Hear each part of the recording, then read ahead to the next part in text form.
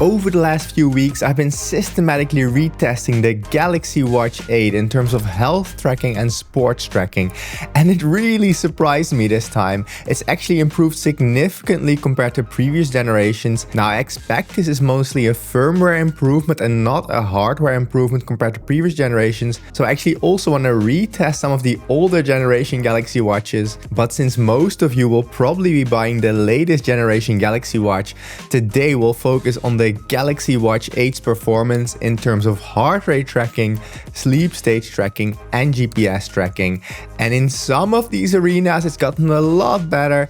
In other parts, not so much, but there actually the Galaxy Watch Ultra does seem to be doing a bit better overall, but that's for a future video. Today, as I said, we're going to focus on the Galaxy Watch 8, and let's start with the heart rate tracking performance. Before getting to that, for those of you who don't know me, my name is Rob, and I'm a postdoctoral scientist specializing in biological data analysis.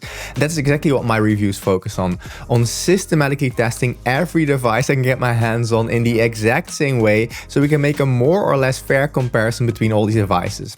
Now, of course, there's limitations, the main one being that I'm mostly testing it on my own body, which doesn't always translate to everyone, but imperfect data can still be very informative. So as I said, let's take a look at the heart rate tracking performance of the Galaxy Watch 8. And right here we have an overview of the heart rate tracking performance for indoor cycling with the reference ECG chest strap along the horizontal axis, which is the Polar H10, which can measure my heart rate relatively reliably, and the Galaxy Watch 8 here on the vertical axis, where each dot is a single measurement, and if they would perfectly agree, all values should be along this blue line right here. And as you can see, there's generally a good agreement. The correlation value, this R value up here, is also pretty good, though not amazing, at 0.96. For the newer devices nowadays, this is sort of pretty good to good-ish, but not amazing.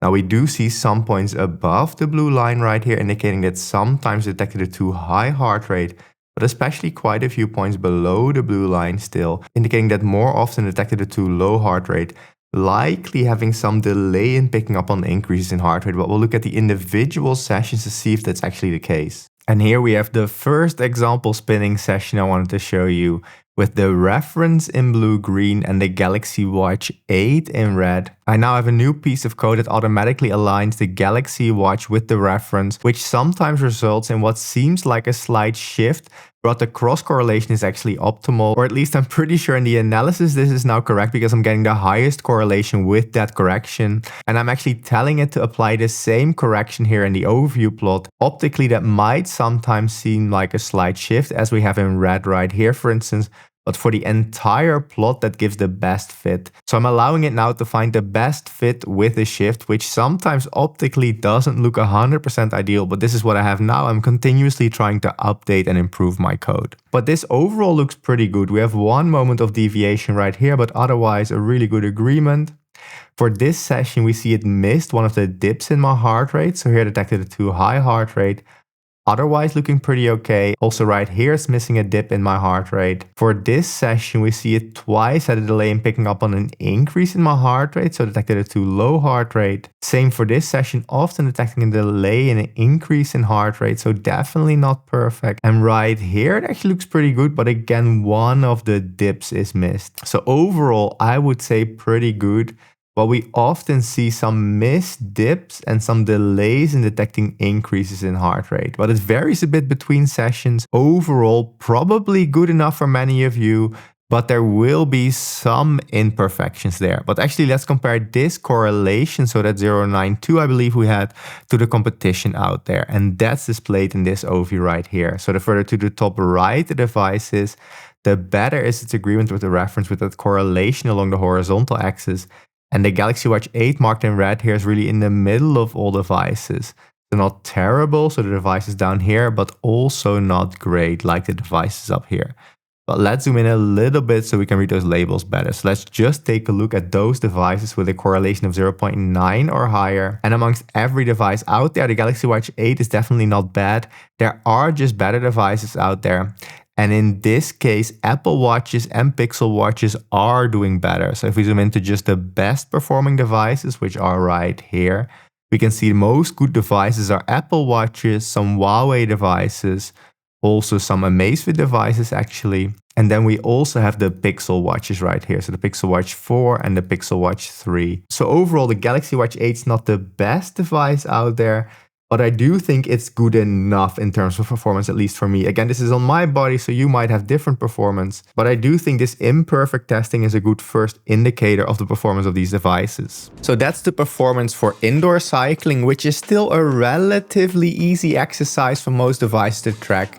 But what about running? This is actually much harder because often many watches, instead of measuring your heart rate, measure your cadence, so the frequency at which you're running, because there's sort of this interference pattern going on. Each time you take a step, the watch moves on your wrist, which also creates this periodic signal, which can actually be much stronger than the heart rate signal it's trying to measure. So let's see how the Galaxy Watch 8 did. But before doing that, you might be interested in running, and the best way in my experience to get better at running is by using the Runner app.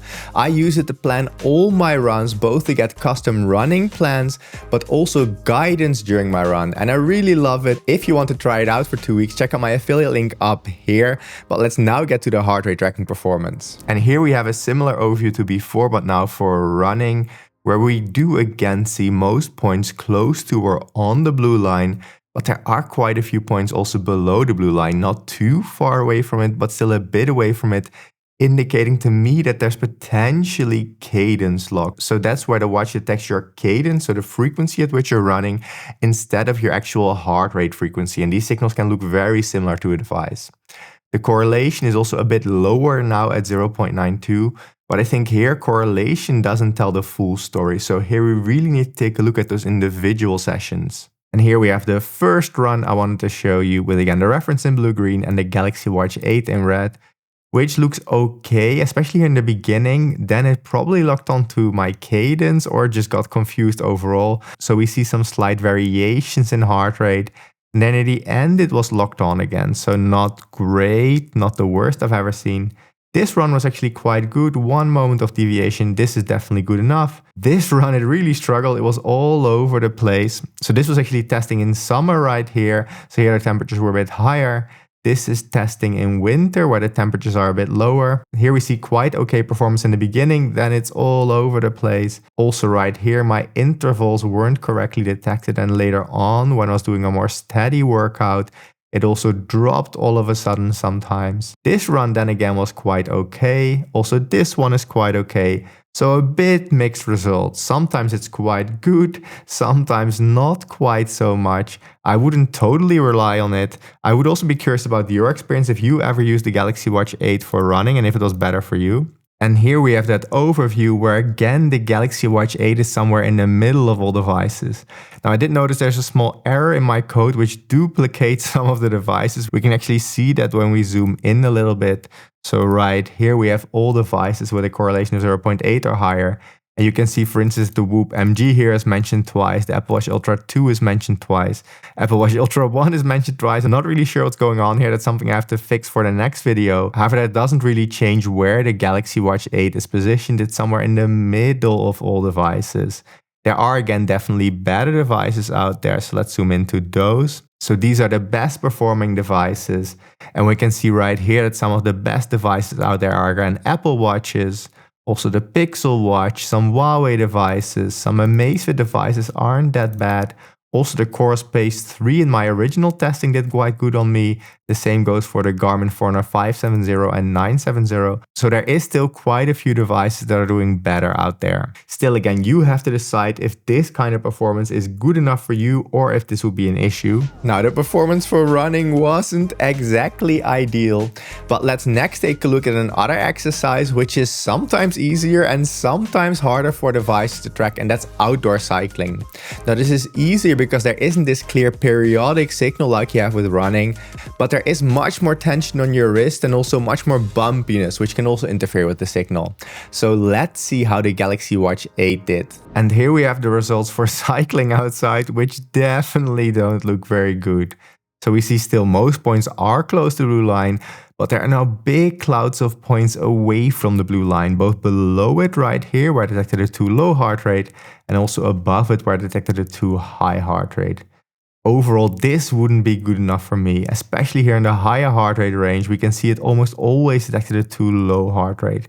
So I'm really not that happy with this. And the correlation of 0.75 really isn't very good, but let me show you some of the individual sessions. And here we have one example cycling session. And in this example cycling session, we can really see it quite often detected a too low heart rate. And it had some delays in picking up on increases in heart rate. This session right here, more or less the same result.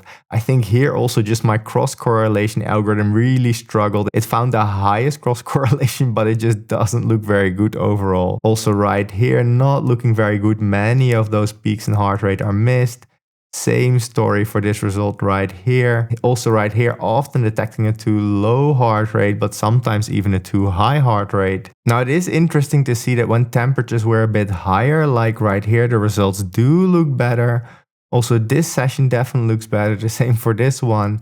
Also right here, it still looks okay, I would say. This also doesn't look too bad, though here it missed a dip in heart rate. This also looks quite okay. This then doesn't look very good, detecting a way too high heart rate right here. This looks again quite okay. This longer session actually also isn't too bad, though for a while detected a too high heart rate. And this just looks horrible, though here I have to say I do want to check if this wasn't Raphael wearing it, because this looks absolutely terrible. So maybe I made a mistake here. Let me quickly check. If I did, I will recalculate, but I really want to make sure I didn't make a mistake here in matching the data, because I do remember for one ride, Raphael helped me out and tested the Galaxy Watch 8. Okay, so good that I checked. Here I definitely made a mistake, so it was actually Raphael wearing it for that session. You can still see how terrible it looked. For him, it actually quite often detected a too low heart rate, so it really doesn't match well between the reference and the Galaxy Watch 8. But at least it isn't as terrible as it looked for me. So I'll actually recalculate everything and show you the new correlation value and compare it to the competition. It will still not look very good, but the correlation will just be slightly higher. Hi, Future Rob here. So I fixed the issue with the ride not being excluded, and I also made sure that the devices are not showing up twice now in the overview plot. I've already made all the recordings for the overview plots before, so I'll actually put a link to all the files if you want to look at them yourself in the description of this video. But let's now take a look at the new biking results, since they're quite interesting. So right here you can see the overview plot again, and the correlation is now quite a bit better at 0.88 with that wrongly assigned ride excluded. Now it's still not great, it's still below that threshold of 0.90, preferably 0.95 that I would want to see, but it's definitely better. But let's now put this correlation of 0.88 into the perspective of many other devices we tested before, and then you can decide if this correlation is good enough or not. And here we have that overview for biking outside, where you can now see that the Galaxy Watch 8 is somewhere in the middle of all devices. It's definitely not doing terribly, but also not doing great. So pretty okay. It could be better though, I would say. It might just be good enough for you. So if we again take a look at some of those individual sessions, you will see some of the peaks are picked up on, but not fully, often with some kind of delay. So it really depends on your preferences whether or not this performance is good enough. Let's zoom in a little bit again. So now we're zooming into just the devices with a correlation of 0.8 or higher. And you can see that the Galaxy Watch 8 is really among sort of the mid-tier of devices. Similar to, for instance, some Garmin devices, some of the heavier Amazfit devices, but definitely not as good as some of the competition. So I would say the most direct competition are different Apple Watches, but also the Pixel Watch. And all of these, so the Pixel Watches and the Apple Watches, seem to do better in this case than the Galaxy Watch. It might still be good enough, so I really want to be clear on that.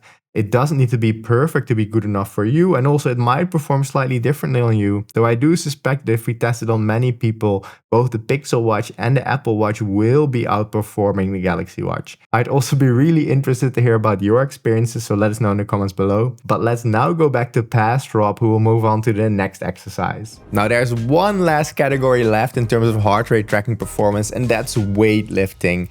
Now some devices do okay for this, but most really struggle. But Before getting to those results, running this channel next to my full-time job as a scientist is neither easy or cheap, and I want to ask for your support in keeping it going. I, for instance, pay my editor Alex, who edits most of my videos. I buy most devices myself, like the Galaxy Watch 8, the Galaxy Watch Ultra, the Galaxy Watch Classic, and all of these things combined aren't cheap. So if you want to financially support, the most direct way of doing that is by becoming a YouTube member, which is like Patreon on YouTube. You get early access to some of my videos like this one, and that's just the most direct way of supporting. Now, if you can't afford that, I totally understand. Another way of supporting is by using my general Amazon affiliate link before making any Amazon purchase. It doesn't cost you any extra, so if you click that link first, you can even bookmark it if you want, often with Command or Control D. And if you click that before making any purchase, it doesn't cost you any extra, and it does support the channel. And there's also a bunch of other affiliate links in the description below. Of course, liking, subscribing, all those things also help. Thanks so much for considering, and let's get to the results for weightlifting. And here for weightlifting, the results definitely aren't great. It's very interesting to see though that even in the higher heart rate range, sometimes the Galaxy Watch 8 detected a too high heart rate, and it actually detected double the heart rate. So this red line right here would be when it detects half the actual heart rate, but you can see there's sort of a similar pattern of dots right here, which have a similar line in the higher heart rate range. So it detected double the heart rate sometimes. So let's take a look at some of those weightlifting sessions. But we can definitely see that the correlation isn't very good. And here during this first weightlifting session, we can see how much the Galaxy Watch 8 struggled. So it basically detected none of the peaks in my heart rate. And here where I had a dip in my heart rate, it detected double the heart rate. So it detected an increase instead of a decrease. So not looking very good. This one looks a bit better though, still right here. It likely detected about 50 BPM too much, also not looking very good. Right here we see detecting double my actual heart rate, so I had a heart rate around 60 odd BPM, and it detected a heart rate closer to 120 BPM. This one again doesn't look so terrible because it doesn't detect double the heart rate, but still misses most of the peaks in my heart rate. In this session right here, again, we see a few moments where I detected a too high heart rate. This one also doesn't look very good, similar to right here. And here again, we have moments where I detected double my actual heart rate. So I'm really not too happy with these results. And if we compare this to the competition, it again doesn't look very good. It's really in the lower end of devices, so really not a good performer.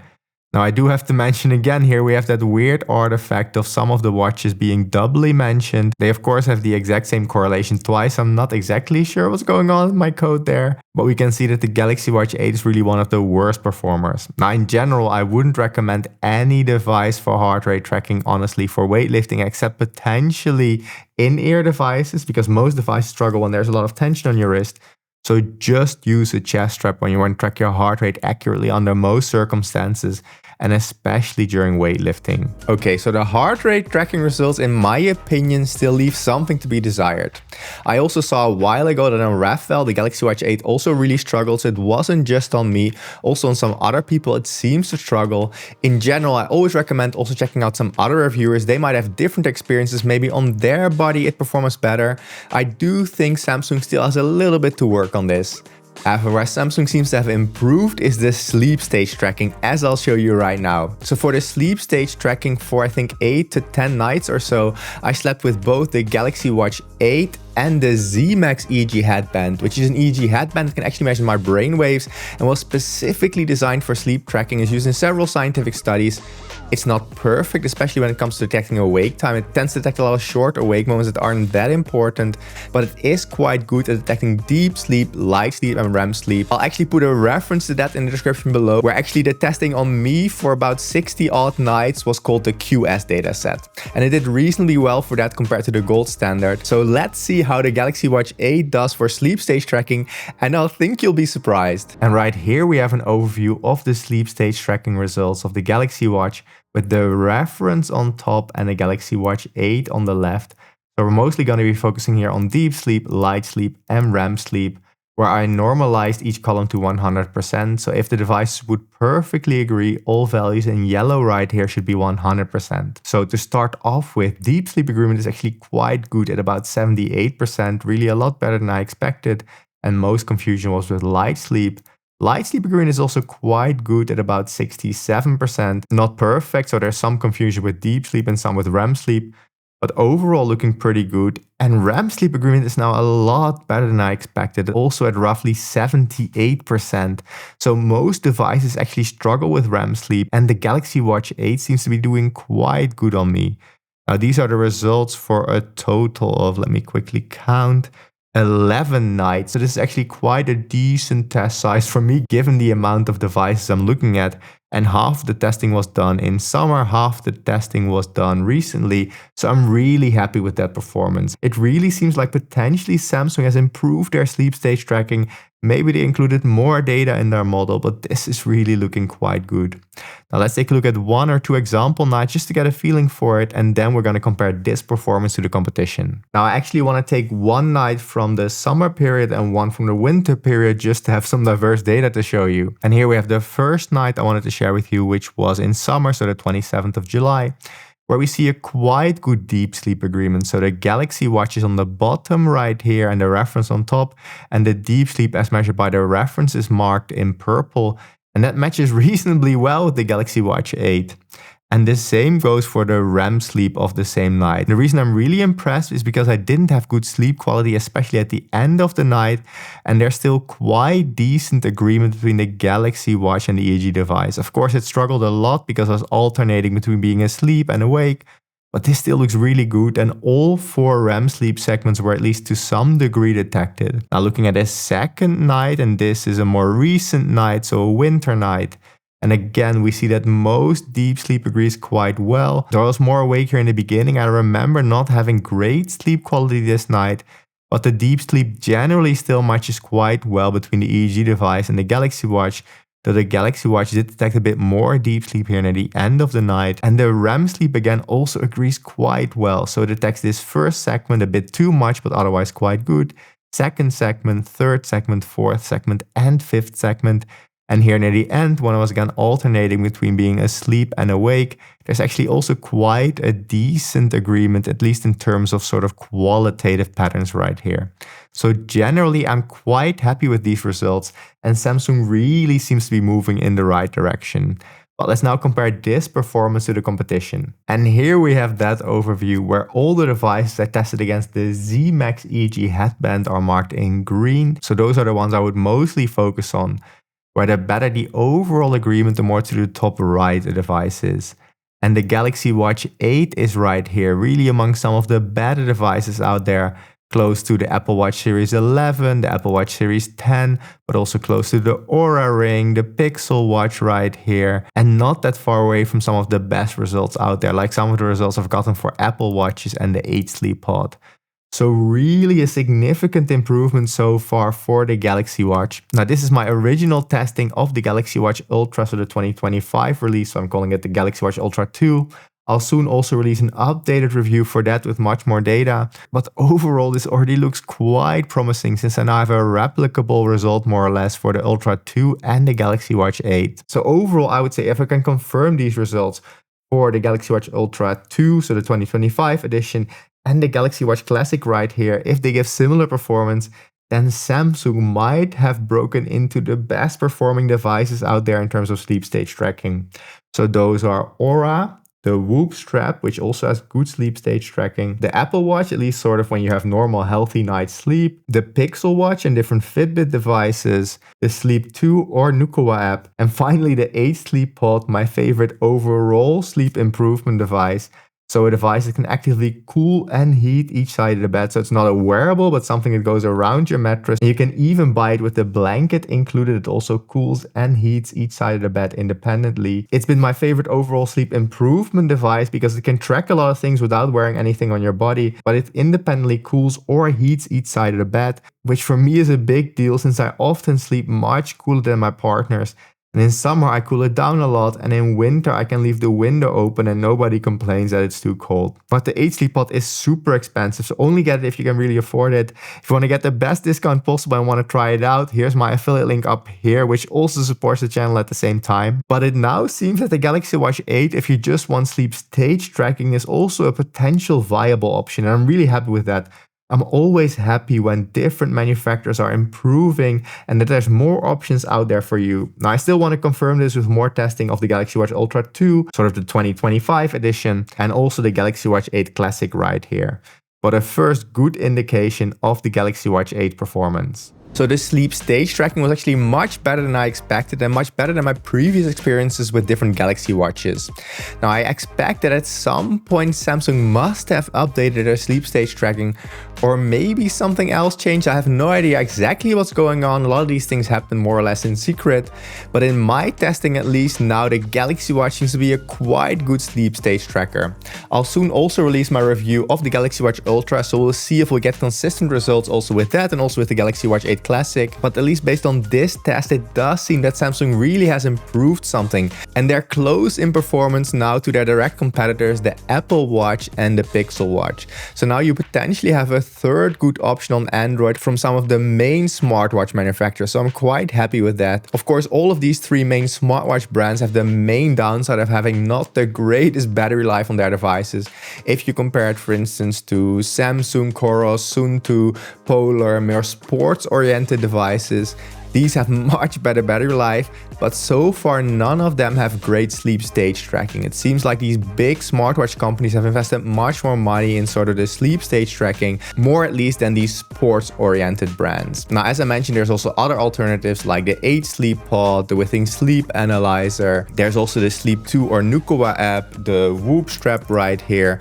All of these also have good sleep stage tracking and much better battery life, or no battery at all in the case of the Withings Sleep Analyzer and the 8 Sleep Pod. Now, to close off, let's take a look at the GPS tracking performance. So this is tracking your location, and this is important for tracking your pace during running, your speed during cycling, and also tracking your total distance traveled when running or cycling. For me, all of these things are important when I'm doing my runs because I want to get a better pace during running, a more consistent speed during cycling, and for all of that I do need to be able to trust the distance as measured by the Galaxy Watch 8.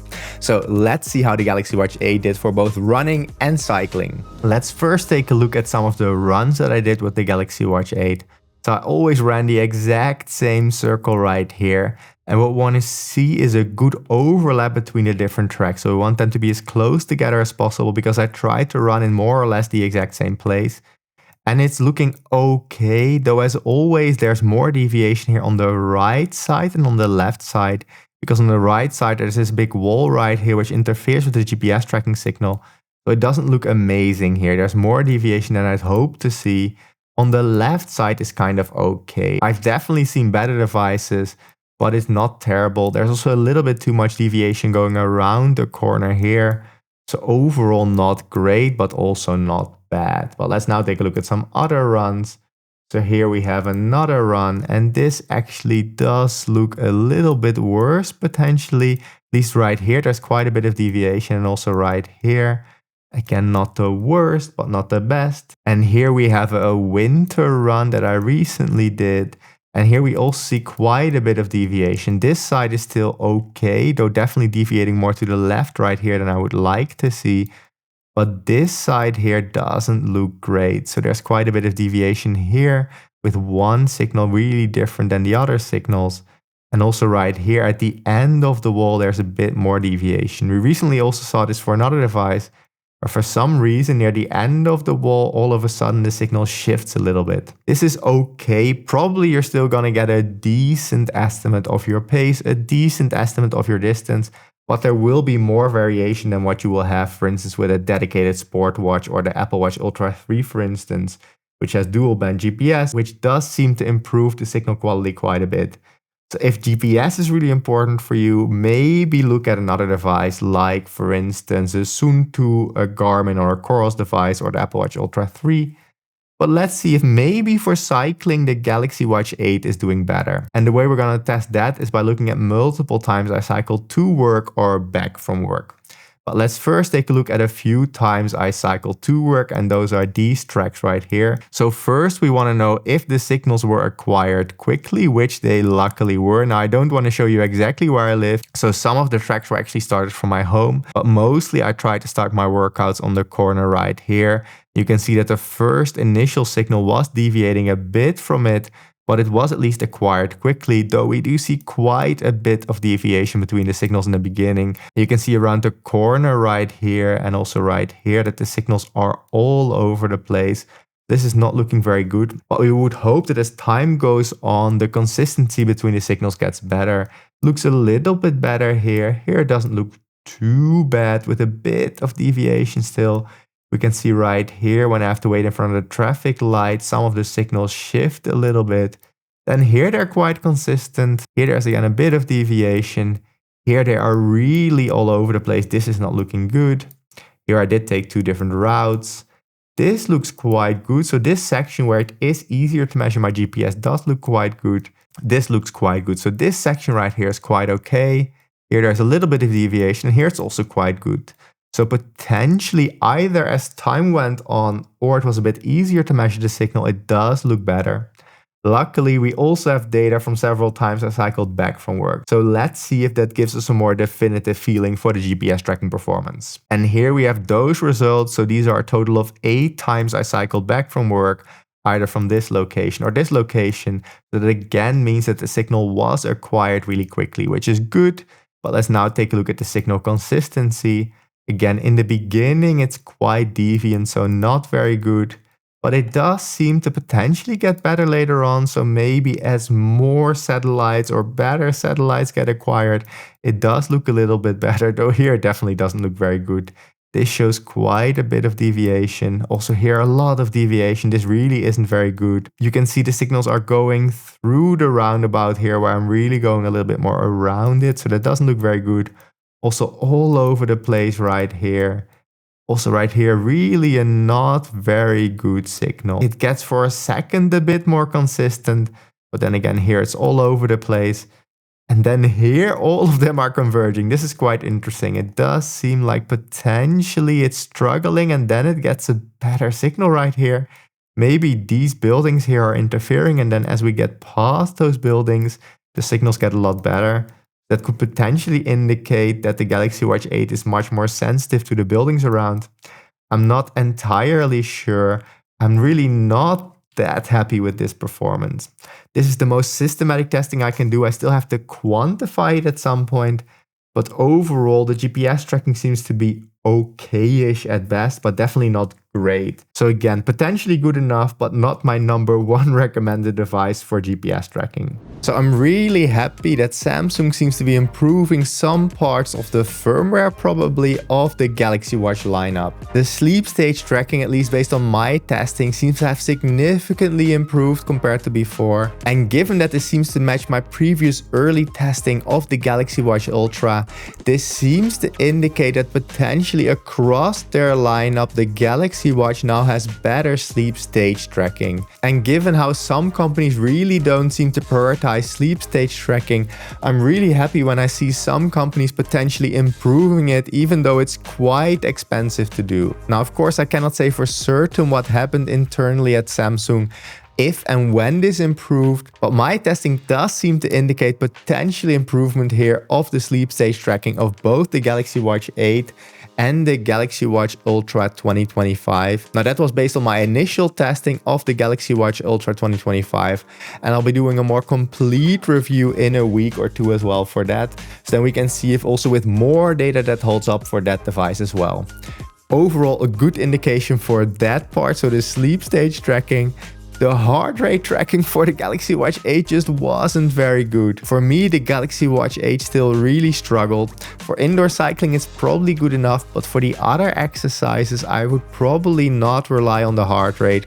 Also for Rafael, we saw it really didn't do well. Now that was for a single bike ride, but if you remember that video, Rafael was really complaining about this device. Now, interestingly, as you will see in the Galaxy Watch Ultra 2025 review, that for some reason does seem to do better for some of the exercises, and I'm not really sure why. I would expect it to do worse, which does make me think that potentially my unit of the Galaxy Watch 8 wasn't very good. Now it's a bit too expensive for me to buy a second one, but that could be also an explanation. Maybe the production quality of the first batches of the Galaxy Watch 8 just weren't very good. I'm not too sure. Or maybe it's really the difference in sort of the buffer area around the sensor, which is a little bit bigger for the Galaxy Watch Ultra. It seems, though, not by much actually. I'm really not too sure what's going on here. If we look at how the sensor is laid into the devices, we can see that the Galaxy Watch 8 right here is a little bit flatter than the Galaxy Watch Ultra. So who knows, maybe that also has something to do with it. Again, for heart rate tracking, I would probably not rely on the Galaxy Watch 8. Sleep stage tracking is getting better, and GPS tracking is mediocre, I would say.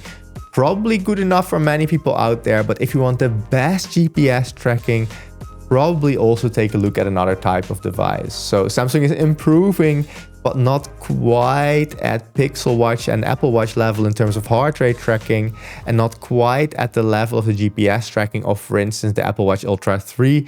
But that's of course a much more expensive device, and we want to compare that one to the Galaxy Watch Ultra right here. Now, if you do end up getting a Galaxy Watch 8, 8 Classic, Ultra 2025, maybe you want the Polar Loop, a Whoop strap, the Amazfit Helio strap, an Aura ring, an 8 Sleep pod, another device, or anything at all on Amazon for that matter, even something as small as toilet paper or some hair gel. You want to support the channel, but probably more important for your wallet, you want to get the best discount possible in many cases.